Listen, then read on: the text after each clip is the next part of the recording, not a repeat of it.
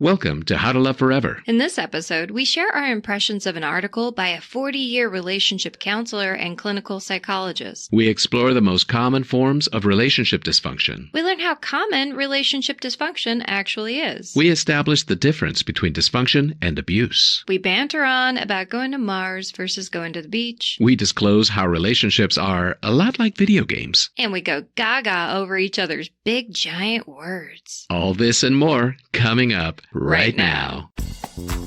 Hi, I'm Marco. And I'm Heather. We invite you on a journey of discovery as we explore techniques, tools, and inspiration to better our love lives and our sex lives. Join us as we travel the world, seeking out the stories that can help improve how we do romance and relationships. Come with us as we discover How to love forever. Hi, love bugs. Hey, love bugs. Welcome to today's episode of How to Love Forever, the podcast that focuses on love, relationships, and sexual health. My name is Heather. And I am Marco. In today's episode, we are discussing dysfunction. Yeah, relationship dysfunctions and how to tell if you might be in a dysfunctional relationship. Not just how to tell, but maybe some ways to avoid dysfunction and make our relationships healthier. It's a fascinating topic to me because, as we had mentioned in the first episode about how we did live through extremely dysfunctional situations in our lives. And so you've got to be able to spot it before you can avoid it. Absolutely. And you only do that through practice and awareness. So these are really great things to keep in mind and hopefully apply in your own healthy and awesome relationships. Absolutely. It's really very fascinating. And let's get into it, shall we? Let's do it. I came across this article when I was researching for this particular episode. And this is an article from Dr. Randi Gunther Ph.D. from a Psychology Today issue a little bit back. It's from the Rediscovering Love issue. And I guess the thing that struck me the most about Dr. Randi Gunther's article is that she asserts that dysfunction exists in every relationship. It's only the level of how much there is that changes. And the more dysfunction there is in your relationship, the more you should be looking at your relationship with a focus on ridding yourself of dysfunctional patterns. But it's there in everyone because we're all just imperfect little monkeys stumbling around trying not to hurt each other. Absolutely. None of us are perfect. And obviously, it's great if we can be the best versions of ourselves. But even when we're being the best versions of ourselves, we're going to make mistakes. Things happen. But it's recognizing when there are unhealthy patterns and how to mitigate them, how to stop them in their tracks and create healthy ones. Exactly. And that is a good thing to remember, that you're not alone in these experiences, that everyone can relate. Everyone has a certain amount of dysfunction in their relationship. And that needing help is not something to feel shame about. It's only human to be in this situation. Absolutely. And by collaborating and working together, reaching out for help, then we can continue to be the best versions of ourselves possible. Yes.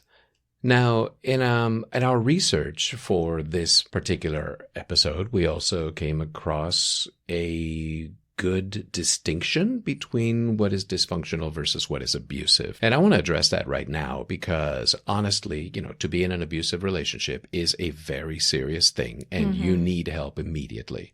And we will be addressing abusive relationships and how to get help about that in a future episode. We've got a fantastic interview with an incredible guest that is going to cover a lot of things with greater authority than I can stammer about right now. It's a really fantastic conversation that we shared with her, and we feel you guys are going to get a lot out of it. But today, we are simply talking about dysfunction, which is not necessarily the same as abuse. Yeah, in a nutshell, the difference being that an abusive relationship is when a power and control factor is present, and that one person is using elements of dysfunction to willfully dominate another person. That's abuse. Yes. So we'll be talking about that, like I said, in a couple of episodes. But for now, let's just take care of the dysfunction side. Let's break down these signs that you might be in a dysfunctional relationship. There are a few key clues to point to the fact that you may be in a dysfunctional relationship. And one of the big red flags is winner or loser arguments. Winner or loser arguments are basically just arguing for who's right instead of trying to fix what's wrong, in a nutshell.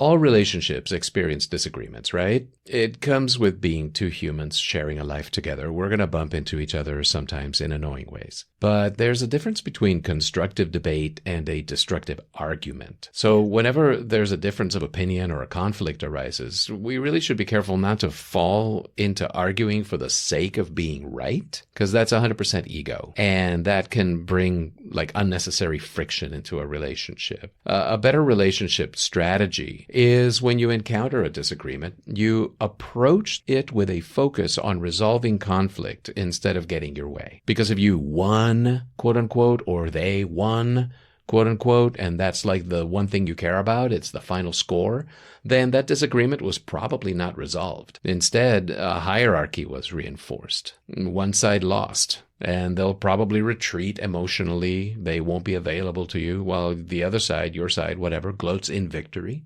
And guess what? That wasn't really an actual winning or losing situation, because the problem the disagreement came from is not fully dealt with. That's not a balanced relationship. That's a power-tripped relationship, and that is dysfunctional. It is fully dysfunctional, and you make a lot of really good points. It's something that I think a lot of us do when we are less mature and maybe have less experience in dealing with conflicts in a very thoughtful and calm fashion. Instead, it's, if you win, then I lose, so I have to win. And it's completely, who loses in that sort of situation? Everyone. Yeah. You both lose, because the point is the relationship. So if it's me versus you, then the relationship is the one who takes the toll. Yeah, that's a good point. That's a good point. So another one, and this kind of dovetails with that, is assignment of blame. It's like, oh no, something happened. Whose fault is it? So how constructive is that? Right? I'm sure most of us are familiar with the pattern. Some sort of malfunction within the relationship dynamic. And like a young kid who got caught breaking a lamp by accident, we immediately attempt to deflect the blame onto somebody else. Yeah. Right? But if we want to interrupt these destructive patterns, what can we do instead? Perhaps we could take a step back, assess where the glitch occurred, and figured out what we did or did not do that led to the sequence of events. Remember, we're in this together. Most people, when we have issues within a relationship, it's not one person did something or another person didn't do something. It's usually a combination of two people or more who missed a step, who weren't paying attention. We both got to the same place for some reason. So, but then the fun part is finding a way to communicate that with our partner or partners, share with them how what they did or did not do made us feel, and then work together to find a way to avoid that sort of thing occurring again. Right. Right? That makes sense. I look at it kind of like playing a video game, right? How so? So as we go through the various levels of a video game, we're presented with challenges that we could sail right through. Things are easy and we move right on. However, as things get more intense and we level up, we could get completely walloped and we have to restart the level. Walloped. You said walloped. That's a good word. That's really cute. She said walloped everybody. I was totally thinking like Mario Brothers, with Smash. Anyway, once we get walloped, then we have to assess what went wrong. And then we try to figure out how we might be able to do it better. And we try it again. Yeah. But we get to do it with our best friend. I like that. Right? Yeah, totally. It's like playing a video game together. It's like, yeah, okay, we're going to level up. So we're going to lose a few lives here and there, so to speak, in the game, obviously, not in real life, because that would just be terrible. Well, then nobody wins. Yeah, nobody wins. Nobody wins because you don't get 3 lives. You just get the 1. Okay.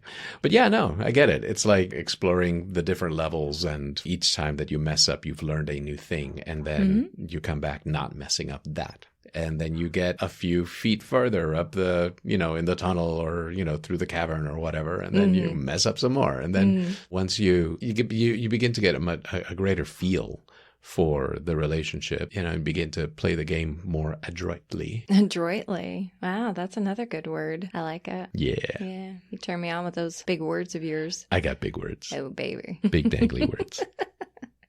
But yeah, and that's, I think what it comes down to is are we in this together?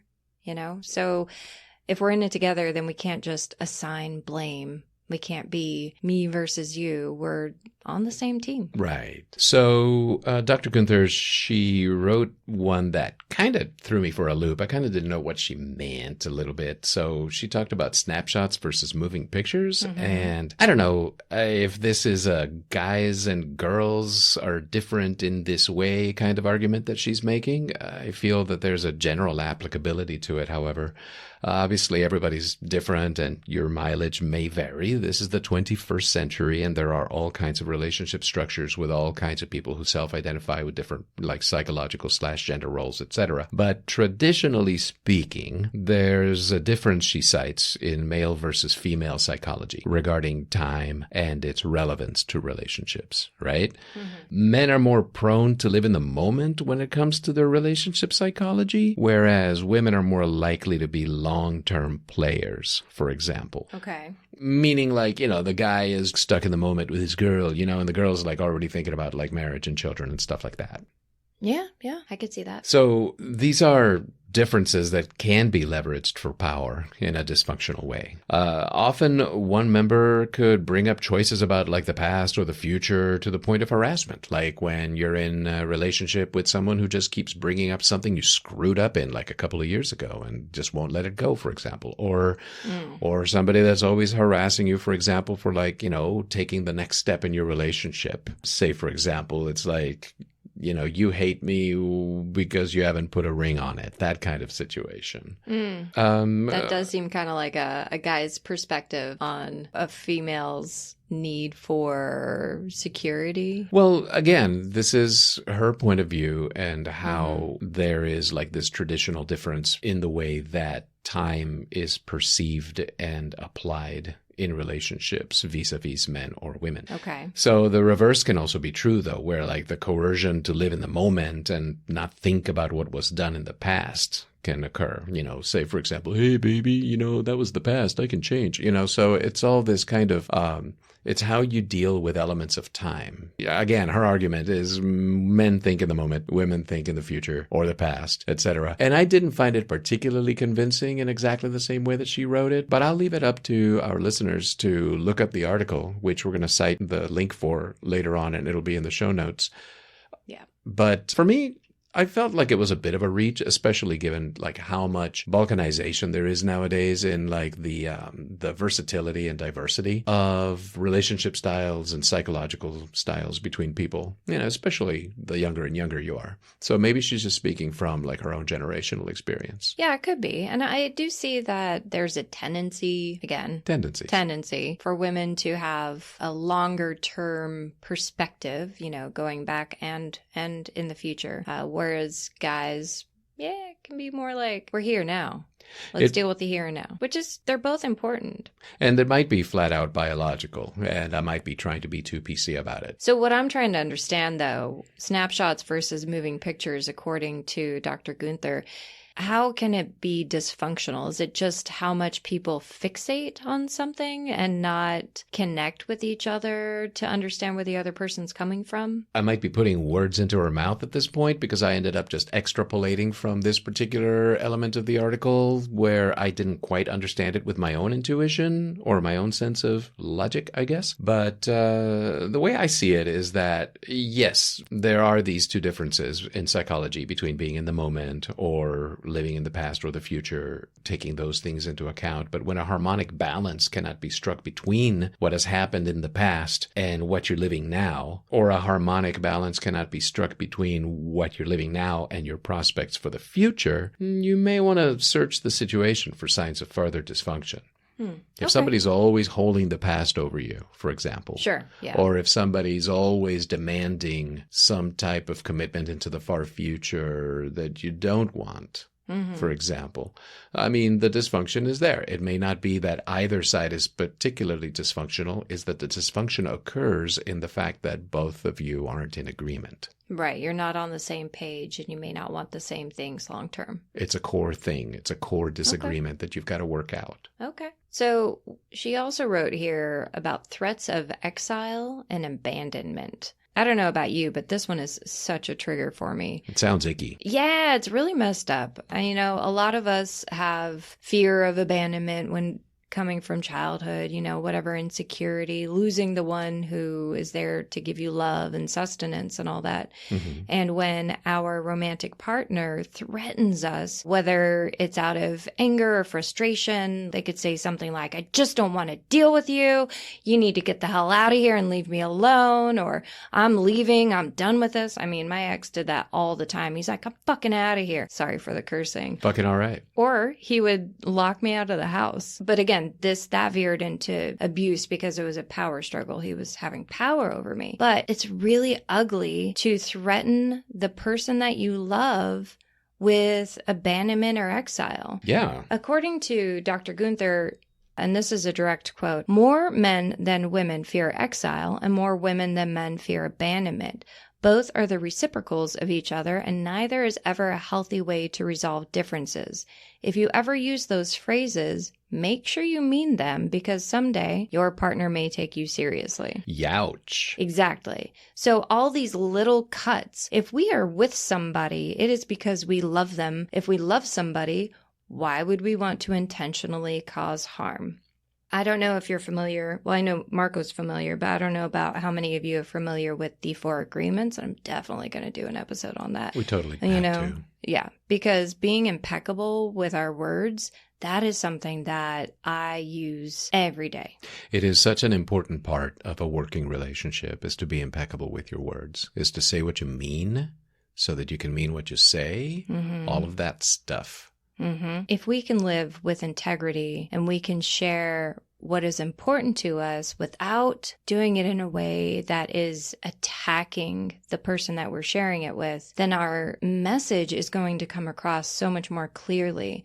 If somebody is feeling that they are being attacked, are they open to hearing what we have to say? Of course not. Of course not, because they're in a defensive mode. Yeah, they're in shield mode. They're like the dudes in the 300 that went all turtle shield, Right? Yeah. You're not going to be able to get through that. You got to protect yourself. If somebody is trying to hurt you, then you got to put up your shield. And if you have your shield, then you're not exactly in a reciprocal, healthy relationship. Probably not. If you've got your guard up, you can't be intimate. Yeah. So again, don't threaten your loved one with exile or abandonment unless you truly mean it. And if you truly mean it, you probably shouldn't be in a relationship with them. Honestly, yeah. I can 100% agree with that. Yeah. What do you have next for us, Marco? Farther down the list, there was this one that really struck me because I think I've been stung by this myself. It's disloyalty. This is another dysfunction. Dysfunction can take the form of disloyalty. And what do we mean by disloyalty is this sort of breach of trust that happens in, let me cite an example. Like most of us have a deep friend that we can entrust with our feelings and concerns, you know, and it's very healthy to have a friend like that. Absolutely. Obviously, you've got one. I've got a couple. You have several. But that confidence can be weaponized. You know what I mean? This happens when one starts to use their friend not just as a personal confidant regarding their own feelings and thoughts, but kind of a recipient of private information that friend doesn't necessarily have a right to know about a relationship or your partner, that kind of thing. A person becomes disloyal when that private information is shared in order to make their partner seem inferior, for example, or like at fault or intrinsically bad to their confidant, without giving the partner the right to argue their own side. They might not be there. It's like when you get mad, not you, but, the theoretical you. It's like if a person gets mad and runs off to their best friend. And just starts dumping. And some of these things that they start dumping might be actually quite harmful to the relationship to let them out, or they could be harmful for the person that's not there. How so? Well, okay. Look, when this happens, a lot of times it's done to manipulate the confidant's view of the situation, which is itself a separate act of disloyalty. And it's therefore a separate example of relationship dysfunction. Destructive triangles is what she called it. And they're a very common way for people to sabotage several relationships in one move, usually just to make themselves seem faultless in a relationship. Oh, yeah. I am familiar with this. Yeah. One goes off to kvetch much to their best friend about the terrible, terrible things that their boyfriend or girlfriend just did. And before you know it, that other person is just full of information that they don't necessarily need to have and may not even be the right information, may not even be true. And it's just a matter of sort of making yourself look good in comparison to your partner and all of that. It's kind of a never-ending cycle. And again, it's good to have friends that you can lean on for advice and support during stressful times. Everybody needs them, including in times of relationship stress. The problem arises when you unfairly sell out your partner, either in an emotional fit or to purposefully manipulate others into feeling more compassion for you than for your partner, for example. Make them out to be the bad person. Right. It's your poisonous propaganda. Right. And it gets even worse if your confidant is a mutual friend. Yay, congratulations. You just probably screwed up either their friendship with your partner or your relationship with your confidant. Because these triangles of disloyalty, they always leave people wondering who they can trust. And once that trust is gone, it's usually gone forever. Yeah, it's such a shame, too. It's so unnecessary to employ that kind of behavior, and it ruins so many relationships of all kinds. It's a bunch of poo-poo. Total poo-poo. Some more poo-poo are grudges. Oh, yeah, grudges are poo-poo. You familiar with the grudges? I was raised Catholic. So grudges, this one is... You know how you didn't really connect with the snapshot moving pictures one? Yeah. I understand where grudges come from and why they are so common. I'm not one to really hold on to it because I just feel like it's such a waste of my energy. But grudges are essentially when small frustrations aren't expressed and mitigated. And then if they aren't addressed at all, they can grow into this all-consuming downward spirals of resentment. So it's like this festering, simmering thing inside. If Marco didn't get the groceries from the car and then a week later he didn't help with this other tiny little thing. And if I didn't address it and say, hey, could you please help me when I'm coming back from XYZ, and then he has the opportunity to help. But if I don't address it, he doesn't know. No, and that's something that you just end up internalizing into, I guess you could call a Rolodex of grievances. And that Rolodex, I just totally dated myself. Isn't that still a term? I think it's an app now. But anyway, this Rolodex of grievances just grows and grows and grows. And it's stuff that can be from 10, 15, 20 years back or something and it's easy to, because what you're trying to do, I think, in this kind of situation is avoid immediate conflict by not bringing something up. But then you're also not letting it air out. You're not letting it go. Yeah, it's cleaning out a wound. If you just let it stay dirty and you don't wash it, it's just going to get worse and worse. And it could be something incredibly simple, but it is up to you to find ways to communicate that. Here's another quote by Dr. Randi Gunther. She says, people who harbor grudges usually do so across the board. Like with roller skates? They often feel victimized by others, bitter about unfair losses, and resentful of actual or exaggerated injustices. So not like roller skates. Hurt you. When confronted by their partners, they usually will not reveal the depth of their resentment, but act it out in indirect ways or bring up a slew of past affronts in the middle of an argument. That's that Rolodex I was talking about. That's that Rolodex. So you need to address it. For example, Marco's perfect, but I am so perfect. Hypothetically, if Marco did something to irk me, I wouldn't necessarily blurt it out right away. I like to really kind of sit on it, ponder, ascertain if I'm just being overly sensitive or if there's a pattern that needs to be addressed. And then I try to find a time where neither of us is super distracted or busy or in a super grumpy space. Although, it is me we're talking about. So those times are few and far between. I'm all about the timing. Yeah. And I say, hey, babe, can I talk to you about something? And then we go from there. And of course, when I hear those words, I'm on my side of things, mentally steeling myself. Oh my God, what did I do wrong this time? Oh no, panic, panic, panic. And then is it terrible for you? No, it's not, because you usually come at it with an eye toward conflict resolution and reestablishment of harmony, as we were talking about before with the winner or loser arguments. That's how these strategies sort of weave together in order to create a tapestry of protection against dysfunction, is that when you see one kind of dysfunction, it's usually woven with another kind of dysfunction dysfunction. And so when you get an opportunity to develop a grudge, for example, you also have an opportunity to not develop a grudge, but instead have a conversation. But you also have an opportunity to have an argument. And then who's going to win the argument? Exactly. And who's going to win the argument and who's going to be right and who's going to be wrong. And of course, as we said earlier, it doesn't get resolved because instead an ego hierarchy gets established, which is different than getting rid of the problem. Absolutely. And focusing on your relationship as a partnership as opposed to a hierarchical zero-sum game. You just have such great words. You like my words, don't you? You got big words. Yeah. I like to throw my big words around. Big bouncy words. I like it.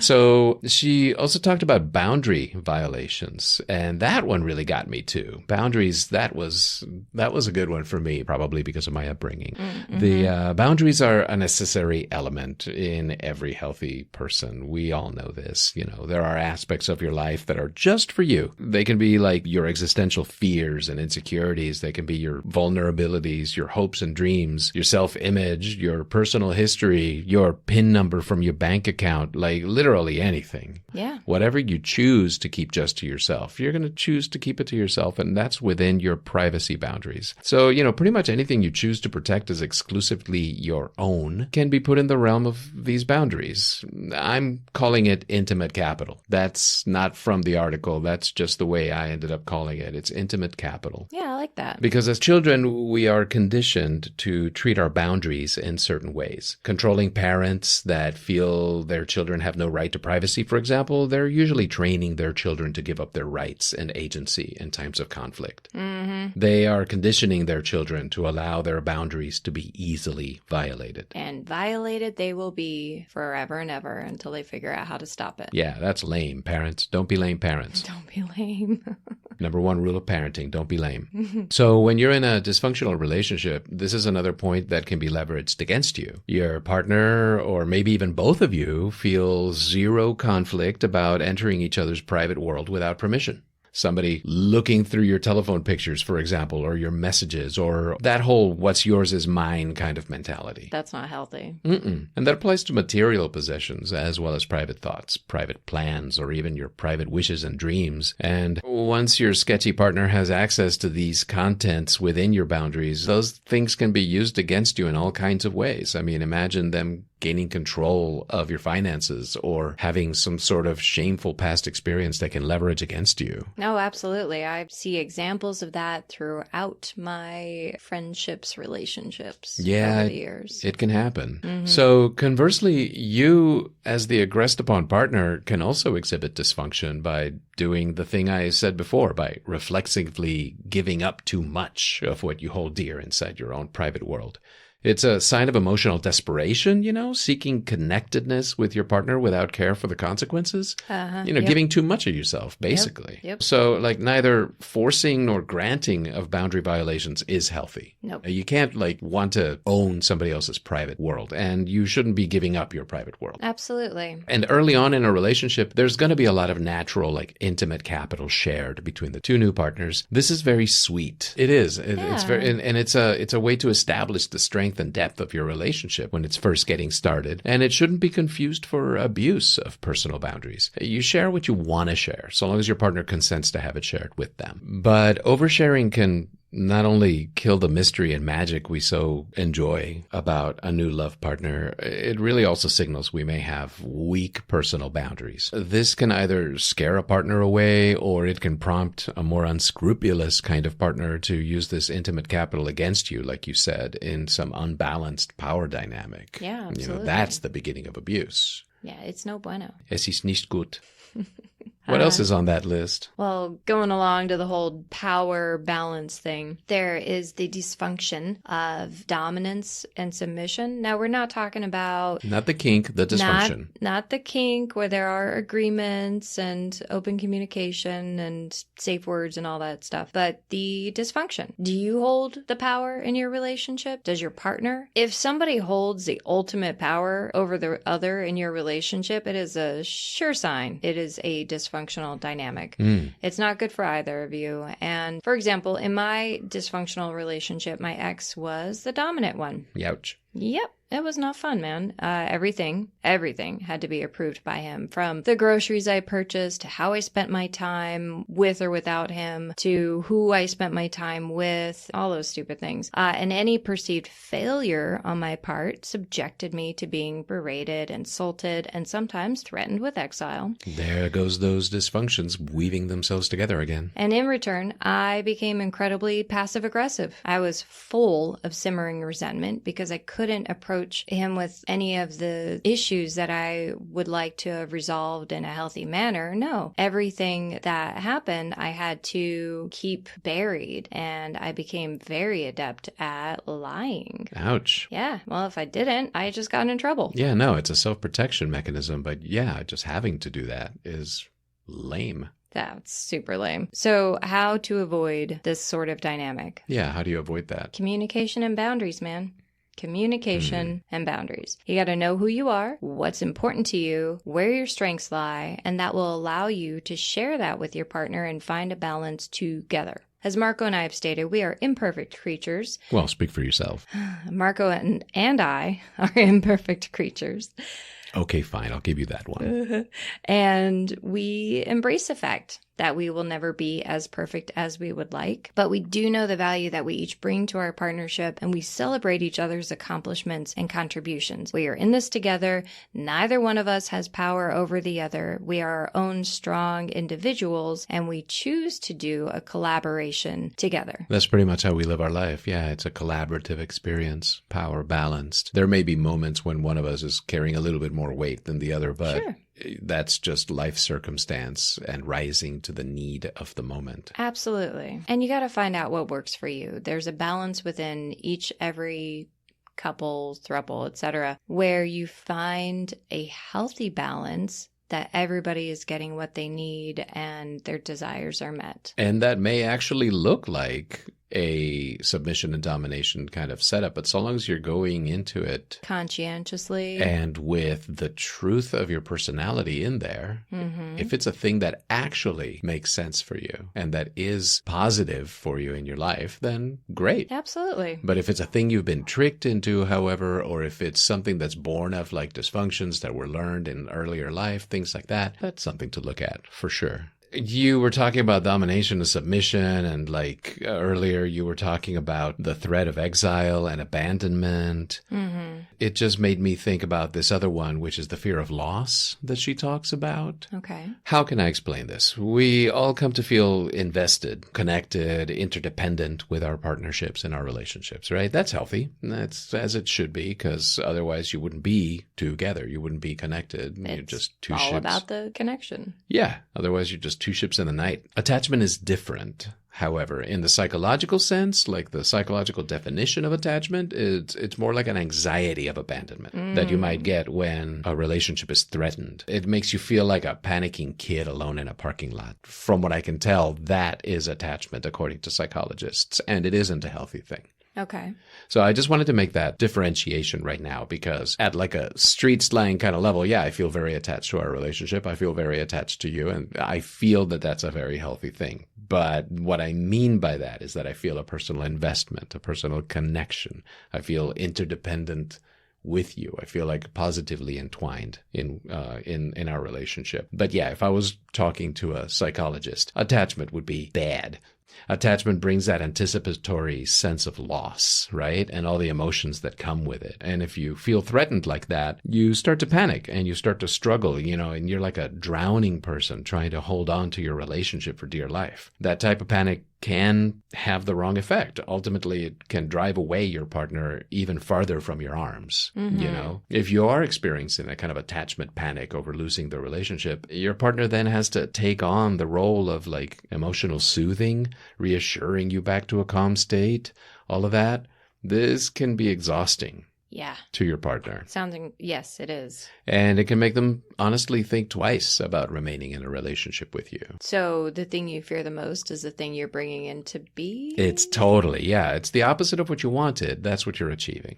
So conversely, also if your partner is an unscrupulous schmuck, they may find leverage against you in that fear of loss and learn how to manipulate you emotionally through it. Using your triggers to maintain control and power over you. Exactly. Either way, being a slave to one's fear of loss brings no desirable end. Obviously, it's a lose-lose situation, being a slave to your fear. That's no fun. So it sounds as though it's important for us to maintain ownership of our emotions and not allowing any person to manipulate us unduly, and owning our emotional landscape. Yeah.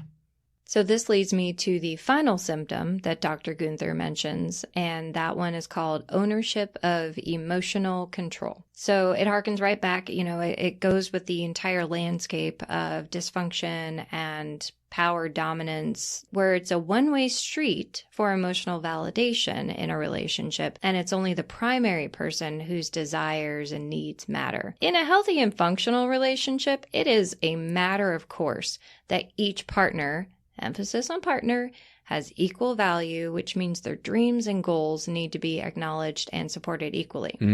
Right? Mm-hmm. So you have goals. I love you. I want to help you achieve those goals. Yeah. And I want to grow potatoes on Mars. I will help you achieve that. We'll see if I'm there, because it is not necessarily my dream. But You're more of a beach girl. I am more of a beach girl.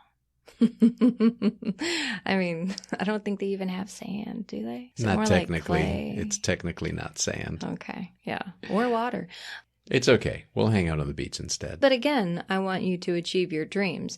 So one of the things that Dr. Gunther mentioned is that if your partner has goals or dreams that they want, that they need to achieve, you need to support them, even if it means achieving them without you, which obviously it's terrible and it will be very sad to stay behind while they go off chasing those said dreams. But if you love them, don't you want them to be happy and find fulfillment in their life? If you love somebody, set them free, that kind of thing. Yeah, if you love someone, set them free. If I had a burning desire to actually grow potatoes on Mars and you just wanted to hang out on the beach, there are no beaches on Mars. There is no Mars at the beach. Ergo, incompatible futures. Yeah, and we would say, hey, I love you, and bon voyage. And Godspeed. Yeah, that one too. Gotta get your astrolingo on. But it's true that each relationship is a collaborative effort, and there needs to be plenty of platform in that relationship for the exploration and achieving of your goals, your dreams, your fantasies. That's honestly the highest function of any relationship, is to help realize each other's fullest potential. I fully agree. And I feel that in relationships, we have the opportunity to achieve things that we simply can't or wouldn't be able to by ourselves. There is evidence that civilization is based on cooperation. And I know I'm kind of going on a tangent here, but in metropolitan areas, the higher the population, the amount of innovation exponentially multiplies. When you get two or more people together and you are working towards achieving a goal together, your ability to make that goal happen is so much higher than it is just by yourself. Synergy. It's a whole 1 + 1 = 3 thing. And it's kind of cheesy sounding, but I know in our own relationship is 100% true. So in a sense, relationship dysfunction are any sort of blockages and glitches that prevent the smoothest operation of the relationship as a vehicle for the achievement of your greatest potential. Yeah, I guess that's a way to look at it. Yeah, and that's why Dr. Gunther was talking about how every relationship has a certain amount of dysfunction. Yeah. Because we are always dealing with the human imperfection as we strive to perfect ourselves. And a proper relationship is an excellent vehicle to perfect ourselves. And sometimes by process of elimination, because stuff is going to come up that we have to address. These red flags will come up from our behavior, from our partner's behavior. It will be a perfect opportunity to grow together. Absolutely. Or to sink in the seas of chaos and despair. Your choice. You have make the right choice. Or suffer. Well, that's it for our show today. Wait a second. Wait. I know, right? Actually do that, yeah. Well, that's it for our show today. Oh my God. Okay, yeah. We're ending on that note. Here, let me lay down a link for you. It's www.psychologytoday.com, and you can go and search in their articles for the title, Is Your Relationship Dysfunctional?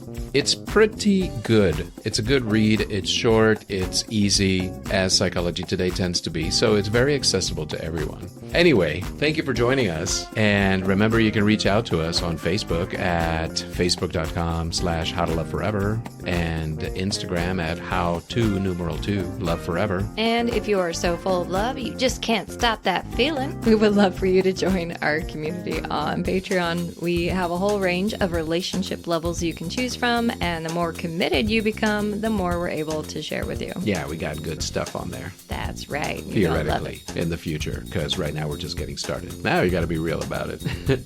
So join us next week when we go back to the more light stuff and we talk about how to establish healthy relationship patterns. Oh, tasty, tasty. Yeah, it's going to be a really good show, so we do look forward to sharing it with you. Until then, love deep, love hard, love forever. Bye, love bugs.